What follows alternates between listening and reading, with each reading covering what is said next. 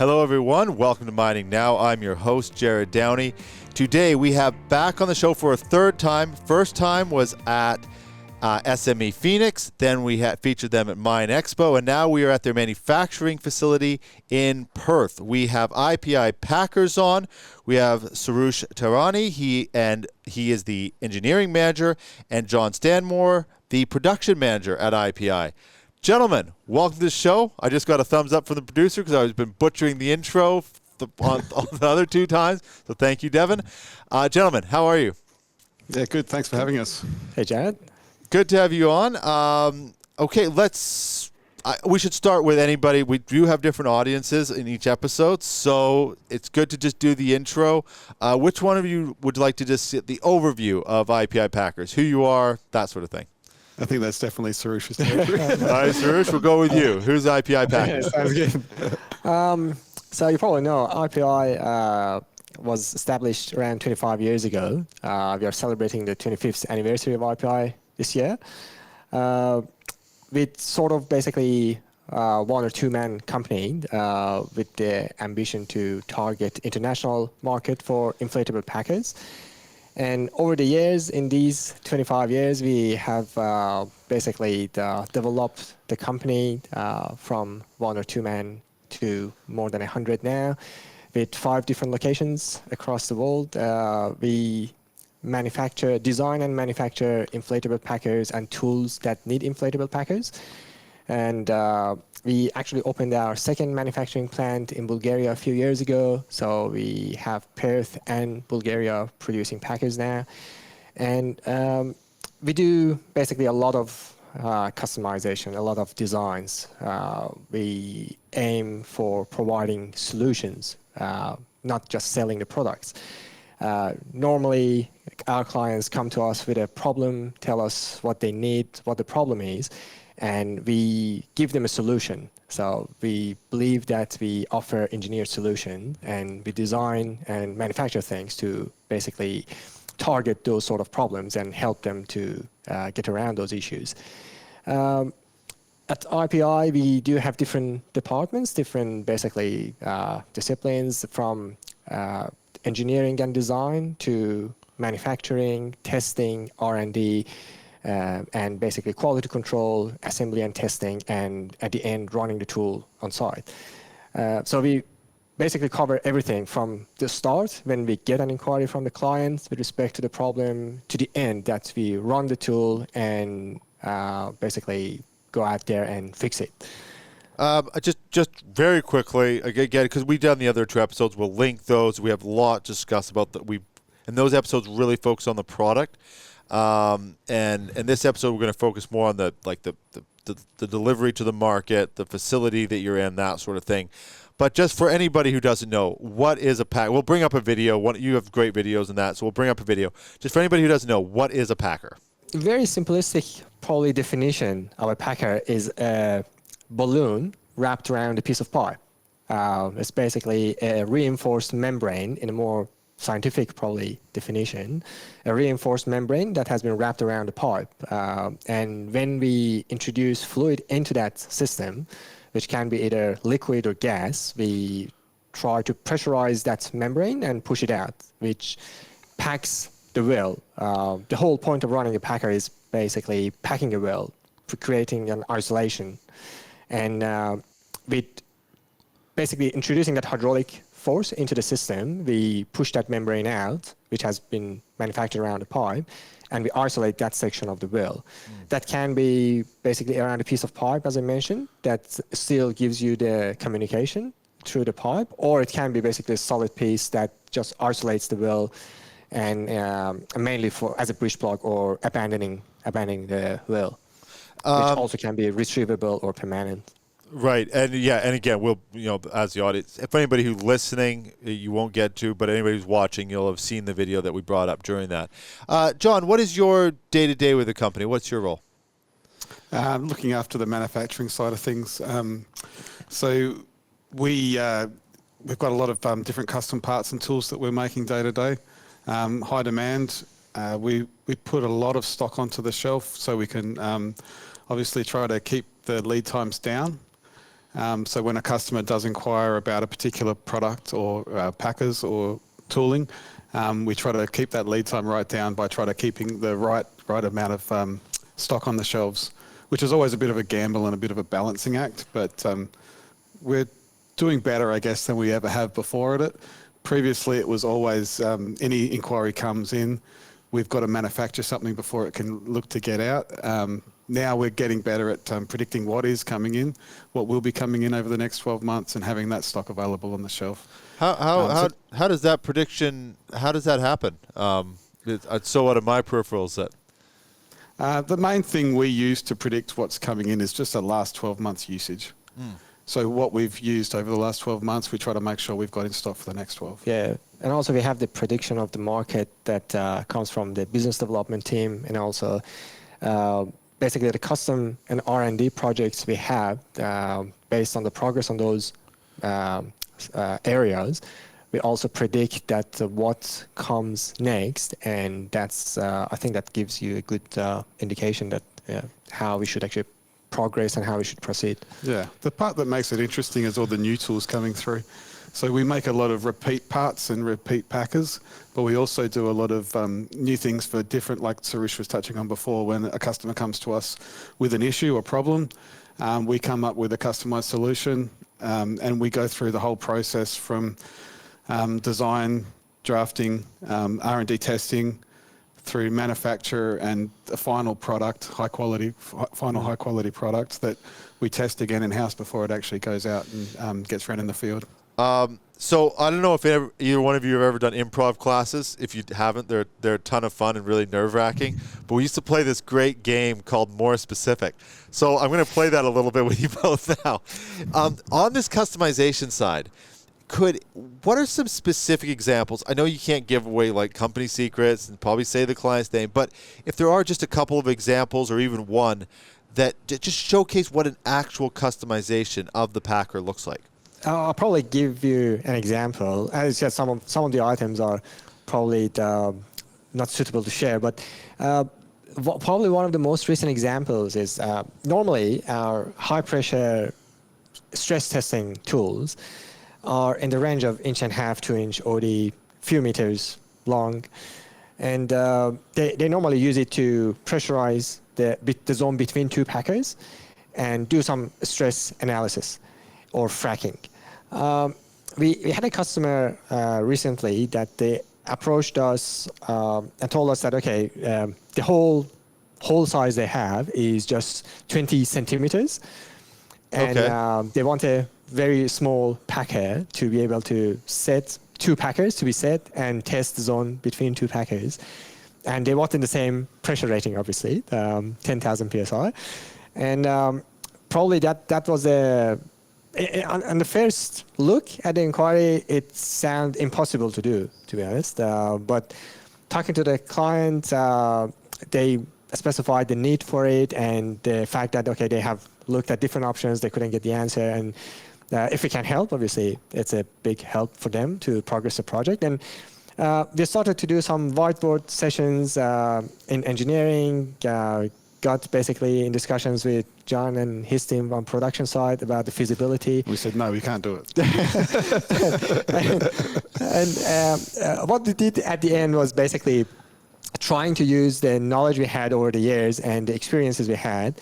And we designed a tool. Obviously, when I was talking about the scalability, it probably comes to discussion here that we designed the tool to the size they wanted and to the even shorter length that they needed. And we did the R&D testing, we did basically the function testing on the tool, and we could get the pressure rating that they wanted. So we went basically from 2 inch OD to less than half an inch OD, and the length from probably 1.5 to 2 meters to less than 20 centimeters to get the same results. That obviously required a lot of the design and involvement from different people in the team on the engineering side. The good thing is in engineering team, we have a very diverse team with different backgrounds. We have people with a machining background, we have people with petroleum, mining, and mechanical engineering, different sort of, the knowledge and background and different level of experience, fresh out of uni or, 15, 20 years of experience in the field or machine shop. So all that came together and enabled us to come up with a new solution. And obviously, big help from manufacturing team to change required items, make that happen. And at the end of the day, we could solve that problem, which is probably the satisfaction at the end, and that's what makes the job interesting, as John said. John, I'm just going to ask you a very straightforward question. Why was the first response no? What was it about the design? You're like, come on. No, we always have a joke between us. They're always hitting us up with some sort of challenge, and they're like, "Can we do this? Can we do that?" And you're like, "No, we can't do it." But then, as you look into things a little bit further, you look into maybe different tooling, different methods for manufacturing. Maybe it depends on what the challenge is. But we've got a team that is keen for a challenge. They're up for a fight, and they will work at something and find a way to do it. It doesn't always work, but we'll do our best to try and make it happen. So how challenging is something like that, though? Is it like a full redesign, or is it just, I can't imagine it's just a matter of, well, we'll just cut these two pipes and then weld them together and now it's shorter. Like, what does it actually take? What did it actually take to design, like what you said, 20, did you say 20 centimeters? Correct, yeah. I don't even know Packers, and I know that's absurd. So what does that actually take?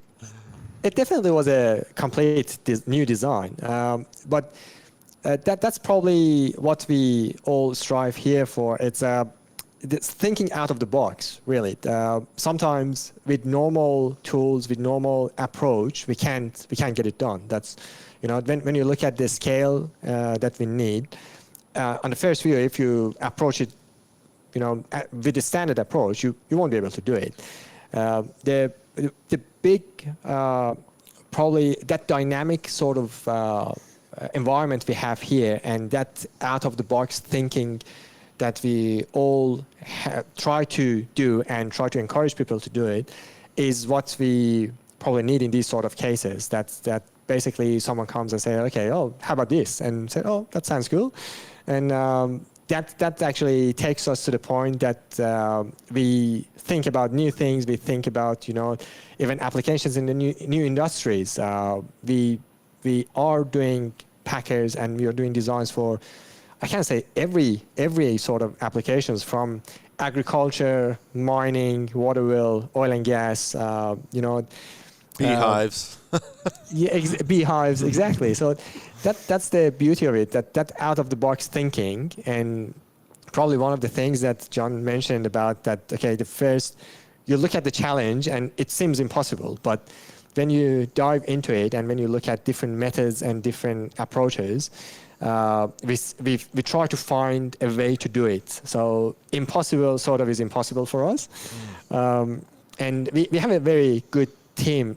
Basically, each team we have at RPI, in engineering, manufacturing, assembly, and testing, although we are facing two challenges in different areas, and probably some of the challenges in manufacturing and assembly comes from the engineering, but we are always trying to get to a same, basically, target, which is helping the client. And the good thing with RPI is that everyone understands that, and everyone tries to basically help. And even if there is something challenging, we try to get around it and try to make it, it's a good thing. So, John, I'm still playing my game here. So, on something like that, though, is it when are you literally having to put less threads on the end of the pipe? Like, what does it actually take to design something?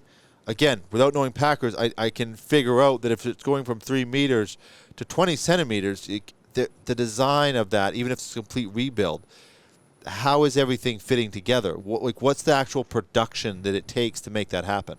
Yeah, Soroush touched on it a little bit. It's also scalability is a key to our product, but when it comes to a big change like that, it's probably more, you keep an idea of what we've done previously and what's worked before, but you have to come up with a new solution to make it work in such a drastic change. So it's not that straightforward, but if we pull together as a team, everyone's got different ideas. We get we get everyone involved in the workshop where like there are no bad ideas, because even a bad idea quite often leads to something positive. We find something out of it, and it leads to someone else's idea, and all of a sudden things are flowing and we found a solution. Yeah. So we even with guys that have just come in as first year apprentices, we try to instill in them to voice their opinion. You know, if they've got a better way of doing something or a different idea, let's hear it. It doesn't always work out, but that's all right. Right. Yeah, it's no, it's interesting. I'm trying to understand it, because it's quite interesting having to this sort of merging of a consistent manufacturing process mixed with specialization. That's an interesting thing to have to deal with. So that's kind of why I was digging in on that one. I want to circle back to design, but John, I wanted to bring back something we kind of briefly touched on. So in the manufacturing part of it, like again, going through this, I'm seeing like you have robotics happening, obviously the machines working, the machining systems working. When there's a new design that comes in, I would imagine like some of these machines that I'm seeing on your floor, they're actually programmed. So like programming needs to change. Like what goes into actually, like you said, 1 to 2 days. If you get an order and somebody needs like something very specific to them, how much of a shift is that from a production standpoint and actually integrating that into a workflow? Look, that's the challenge of the job, I guess. We do take on different parts every day. We've always got some capacity to allow us to do that. But that's kind of what makes the job interesting as well. If you were just doing the same set routine day in, day out, and you've known what you're going to be doing for the last 3 months, it'd get kind of dull, I guess. So it keeps you on your toes. But yeah, we've got a team of programmers ready to write programs and adjusting programs, that sort of thing, for new parts coming through. And we've got a really high-skilled team of machinists out there ready for new parts or standard parts, ready to run another run of them, another batch of them. So, it's just so we can be pretty flexible. When that design comes through, does the client provide the need and then you provide the design, or are they coming to you sometimes and saying, well, like you're saying about this airflow, it needs to be on the top or the bottom. They're specifying that, or they're saying we need airflow, this is the setup, and then you're identifying that? Like how does the design part work that then leads into the production? I don't know who should start with that one, but yeah. It's sort of a combination, but most of the times they tell us what they need, and we basically give a solution or work around that. So most of the time we get the feedback that what's needed, and we design the stages and design the tool to basically does that sort of operation, or what covers what they need. And then obviously it goes to production to take it forward. Yeah. Another side of the customization, and we put a lot of research and development into it over the last few years, is the elastomers that we use for high temp applications and high pressure applications. I guess that's, Soroush was talking about different tool parts and different tool configurations, different capability. But the Packer element itself has had a lot of changes over the last 5 years or so. We've really made up some ground, and we're, I guess, leading the industry in that area, which gives us a great competitive advantage.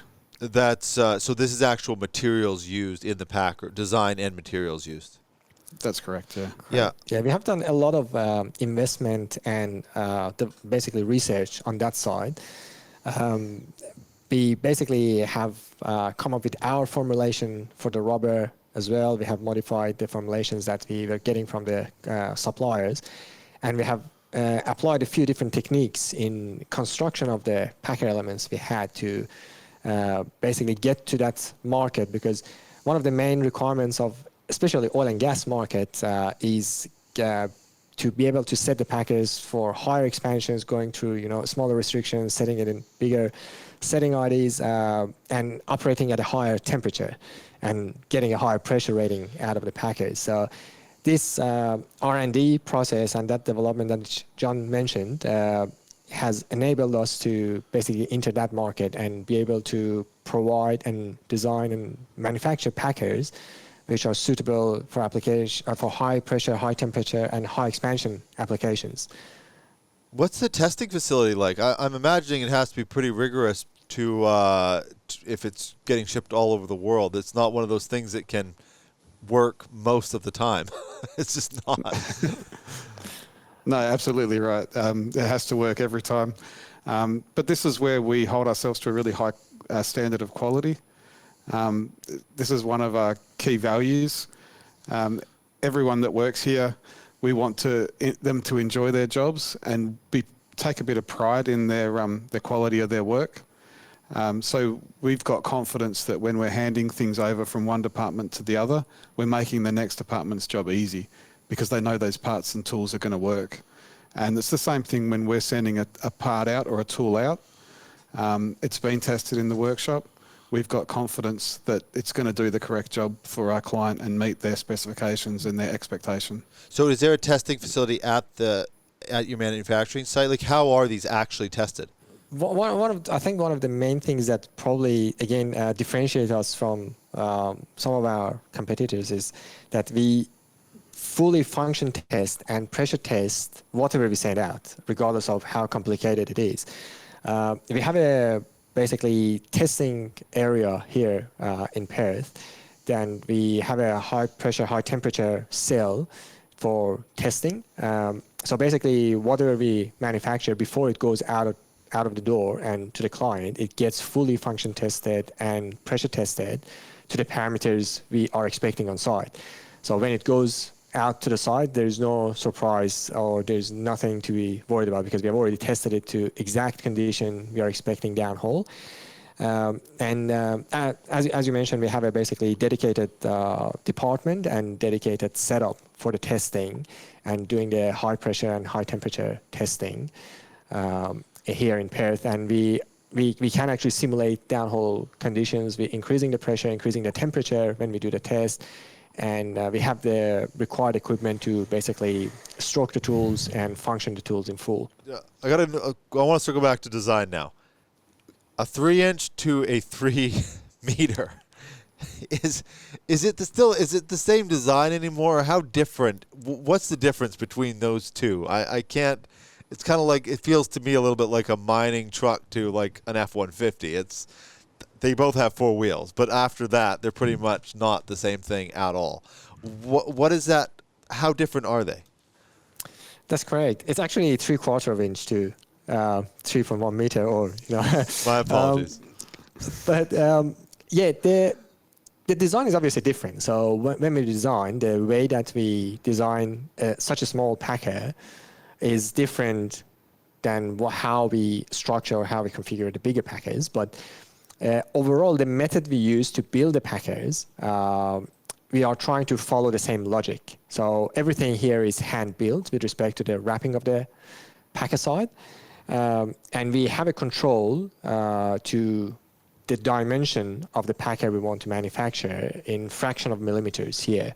So if the client comes back and say that my restriction is 1 or 2 millimeters smaller than what you have designed, we have the ability or we have the capability to basically manufacture a packer or tool to fit that restriction that customer has. So we have that actually flexibility. And as you mentioned, the design process obviously is different, but we have developed our internal, a few internal softwares that simulates the design parameters for us. So we know how the packer will work even before manufacturing the packer at design stage. That's what we have developed in-house, and our engineers over the last basically few years, or 10 years or more, have worked on that sort of setup. So we have basically calibrated it based on the results over these years, and we have the capability to design and predict how the packer works even before manufacturing that.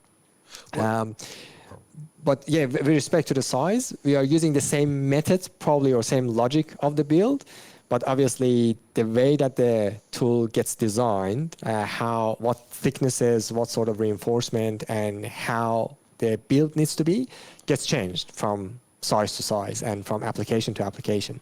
Well, what about like when you say like higher heat, higher pressure, all that sort of thing? Is that again, that's a material thing? Or did design change at all, or is it just, we need this material can withstand this, so it's the same design but it's just a different material?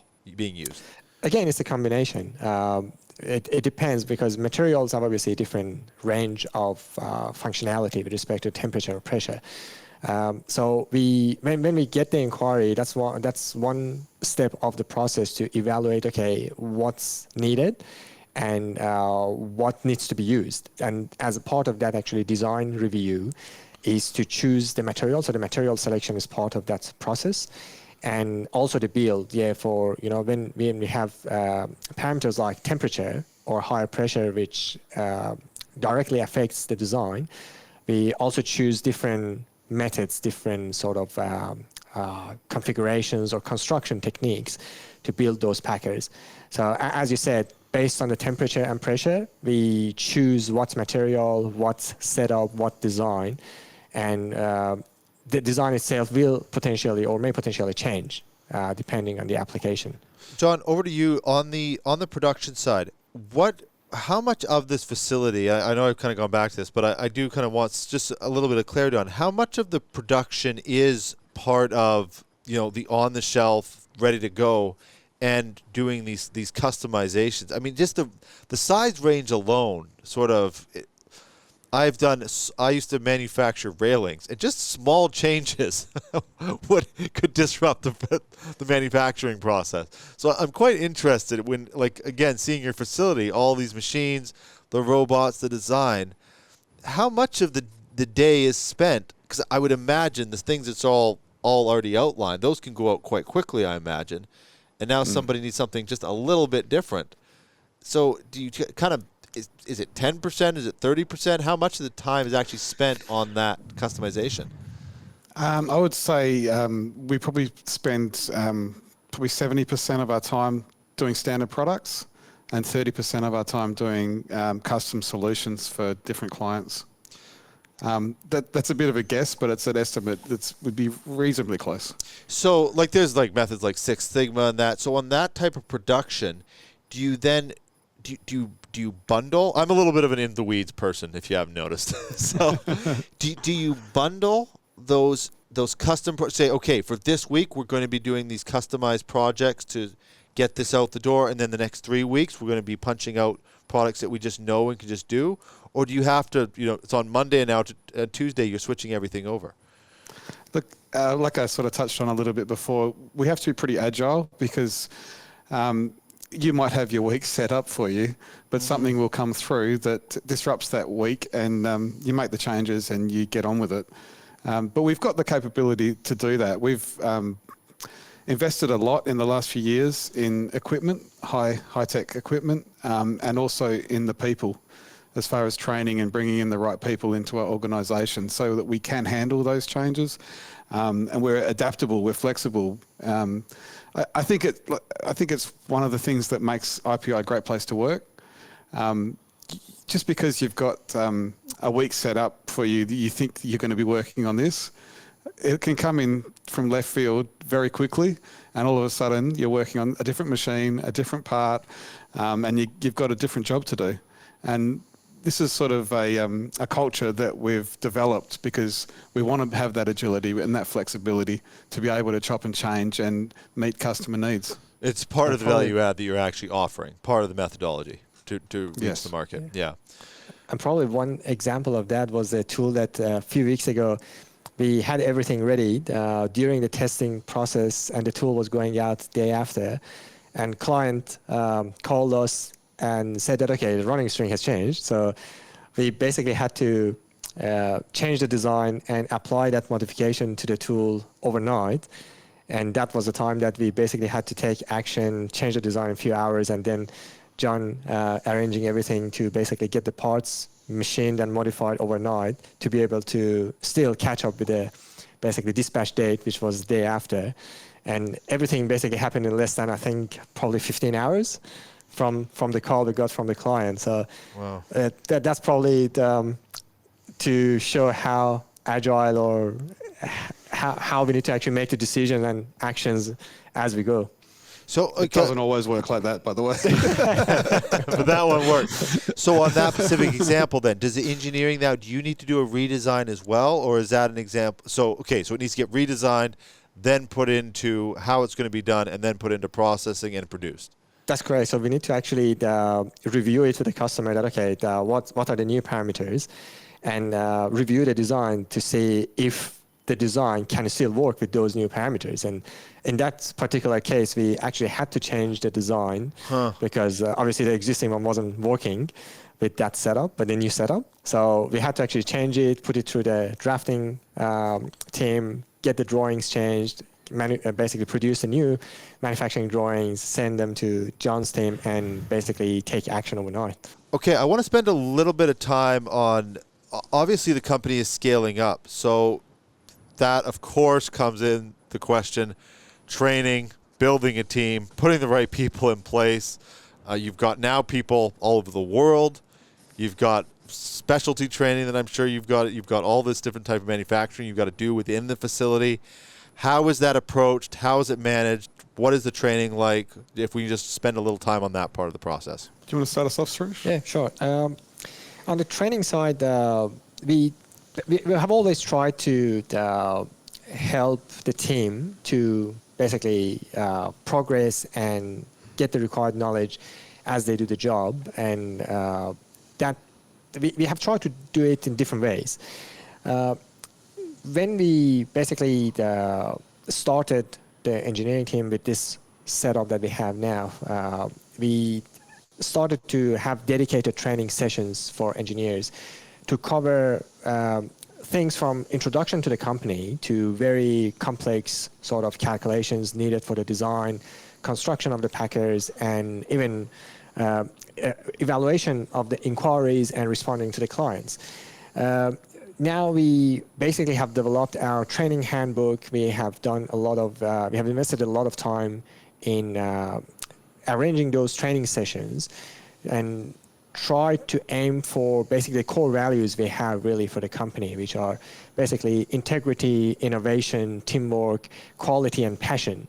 We want people, when they come to work, they basically come passionate, not that I need to do this because I have to. We want people to do it because they like to do it, and they like to actually have the high quality output from the job. So to cover that, we have set up a lot of training sessions, and we also have developed our training handbook that every employee can have access to it in different departments to see, okay, what we do, how we do it, and in some cases going into the details of the knowledge, and we have basically that knowledge sharing developed in the company as well, which I believe, John, you also have done it for the manufacturing side in different levels and different structures as well. Yeah, absolutely. We've spent a lot of time and effort on team building in the last few years because I guess over the years you develop a lot of intellectual property in the company. That's hard to transition when people leave or new people come. It's hard to put that into someone to make sure that they've got the basic understanding of how we go about things to get the correct quality result. So we've had a real focus on that in particular, trying to bring up the level of our new staff that have come on board as the team has grown. So it's been a real focus for us. Soroush touched on the core values there. This is a big one for me. Like, it starts with integrity, being accountable for your actions. I sort of touched on it a little bit earlier, but handing over the product to the next team, you've got to have confidence that that product is going to work and you're not causing a problem for someone else. This is really important. This is one of the big problems I find. If you have someone that is trying to shirk responsibility or saying, "Yeah, no, that wasn't me. This is something I can't stand." If there's a problem, that we all make mistakes. Yeah, there's no problem there. Everyone makes a mistake. Own up to it. Be accountable for it. We find the best solution to fix it, and we move on. Right. It's critical. Another one is teamwork. We're all pulling in the same direction, and if we are all pulling in the same direction, it's amazing what can be accomplished. Like Soroush was talking about a job that went out in 15 hours and it had a customized change at the end of it. That doesn't happen unless everyone's on the same page and working together as a team. It's impossible otherwise. Yeah. So that went through engineering, drafting, manufacturing, testing, and it got out the door. It's critical that we're working as a team and everyone is pulling in the same direction. I was just going to touch on the quality aspect of it. Like, we have always, ever since I started at the company, it's a little different to some of the other companies that I've worked at before, where she'll be right, it's good enough. That's not IPI. We really hold ourselves to a high quality standard, and anyone that comes into the company, it's probably their first lesson that near enough isn't good enough. It's got to be right. It's got to meet the specification. It's a critical path for us, so that's really important. You touched on that, passing on that sort of that knowledge that gets, especially with the customization. You talk about, if that's 30% of your production is sort of that specialized. I can imagine passing that on. Even the standard product manufacturing is a challenge to pass on. That would be especially tough. And then something I actually did a quick search because I was thinking in Canada, our unemployment in September was 6.5%. Australia's is 4.2, 4.4%. So it's not like all these good people are just banging down the door to try to get a job. How are you attracting? I mean, how do you attract the talent, train them? You're short of people, so you still got to avoid hiring bad. Hiring a bad person will just make things worse. How do you approach that? That must be like a legitimate challenge that you're facing. Yeah, absolutely. It's definitely a challenge, and I think that's a challenge for each industry, I believe. Oh, but, yeah. that's the same for us. But our basically approach has always been that when we see people with a good attitude and the passion to do the job, and they have that motivation, the rest comes really to the environments that we need to create for people to work. And basically, as John mentioned, that passion and teamwork to be able to pass the technical side, because the technical side comes as they enter the job, and with the trainings and basically the knowledge sharing sessions we always try to have that whiteboard sessions when a challenging inquiry comes in. And one of the strengths of IPI, I believe, is that everyone at each level can speak up and can bring up the ideas they have. It can be, someone in the engineering team in a senior level, or it can be someone on the floor in a workshop, apprentice. We basically listen to everyone. If someone has an idea that can be used, the doors are always open. And I think that's one of the biggest strengths of IPI, that we listen to people and we value the ideas, we value different sort of approaches. Just to wrap up, I want to ask just a quick kind of a question on output, market reach, supply chain, all these, like some of these quite challenging things that the industry has run into. When you're with these, like, so you've got 6 offices around the world now, 2 manufacturing facilities, is that right? Correct. Yeah. How long have both of you been with the company? Myself, I think it's around 8 years now. Yeah, I actually started with the company in 2008, but I did have a couple of years off. Okay, well, that's good. So with that setup, how much of a difference does it make, like opening that 4th, 5th, 6th, and I don't know when either one of you were around for those, but opening up like a new manufacturing facility, a couple new offices, how much of a difference does that make in just terms of like keeping an ear to the ground in the market, connecting with the market, delivering on time, even getting design right because the environment they're coming from a little bit more? Have you, both of you, seen the impact, and what do you get the sense of that? And it's sort of coming off the back of, you went into this like really remote world through COVID from a very in-person, and now everybody's kind of doing this hybrid version of it. So I'm quite curious just to see sort of how you see that sort of expansion of IPI and how that affects what you deliver to clients.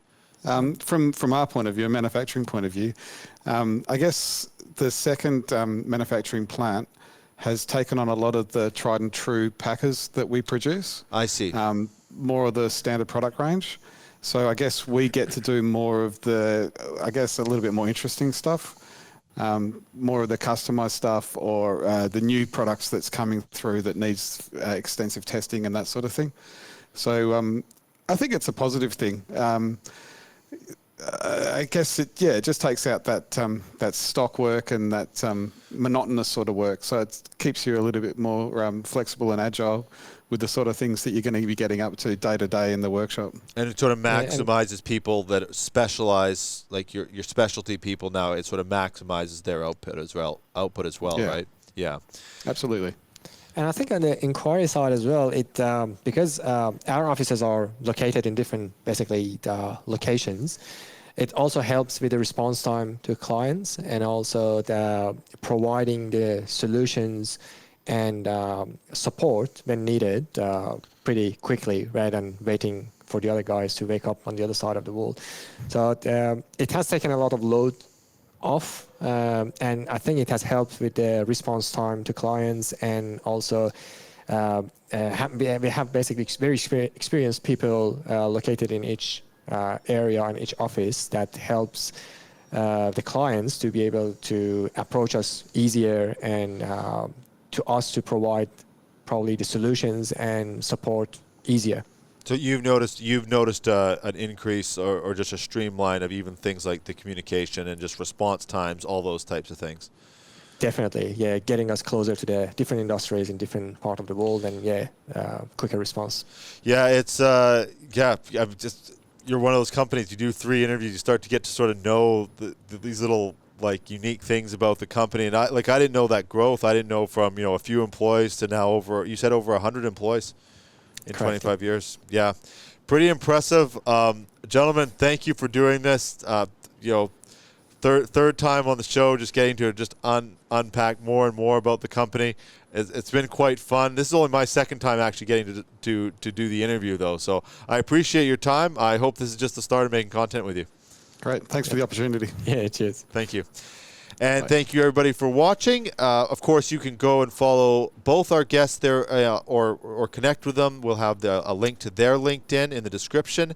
You can also follow IPI Packers on LinkedIn. They've got a YouTube channel. They've actually got really good videos, so go check that out. And you can also go onto their website as well. Thank you for watching. Make sure to subscribe and also suggest guests. We'd love to, if you know somebody that should be on the show, let us know. We'll get them on. Thank you very much, everyone. We will see you on the next episode of Mining Now.